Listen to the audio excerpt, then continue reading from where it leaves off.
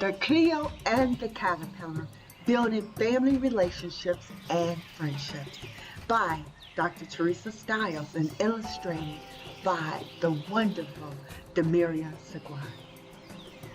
This is dedicated to Grandmere, my grandmother Dorothy, cousine Lily, and Mare, my mother Cecilia. Chapter 1, Mary Eloise Cecilia Duzelle.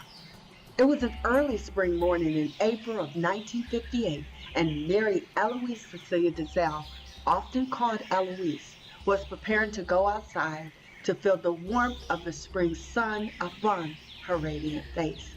She was excited because she believed that Saturdays were meant for children to explore what nature had to offer compared to her dull and uninteresting schoolroom.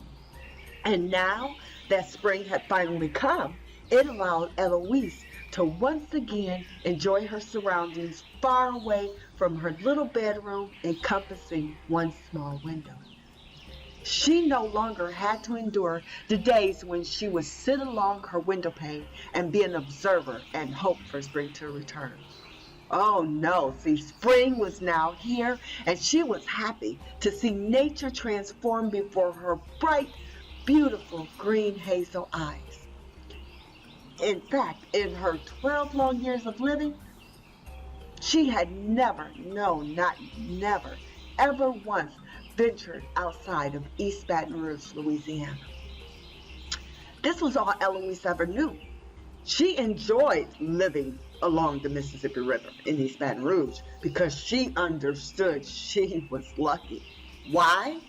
To Eloise, springtime in East Baton Rouge along the Mississippi River was the best season of the year.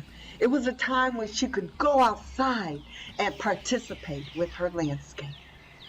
She loved walking along the grass and enjoying the smell of the first cut grass on a warm spring day. The chance to see and breathe in fragrances from the flowers coming into bloom was delightful. It was a happy time. It was a time of year in her mind that the sight of the flowers coming into bloom, caterpillars using their silk strings to swing from branches, and the buds on the trees were nature's way of awakening from a long winter's nap. This was a time when she truly felt connected with her surroundings. She was lucky because her winters were never long. Oh no. With spring, she could smell the fresh air, full not of cold or ice, but of warmth and happiness. In Eloise's mind, everything read like a poem. She adored reading and writing poetry about Mother Nature. She was no longer a watcher. Oh no, no longer just a watcher. She was now a part of something so beautiful and fascinating. She knew that she would now be able to sit in the midst of nature's luxury while writing and sharing her poetry and involving her surroundings. She would now be able to write about the colors of the moss on the trees, the bright, shining sun, and the lingering of nature's perfumes that quite often made her nose tickle. When Eloise was around nature, she always felt at peace and complete. To her, nature was incredible.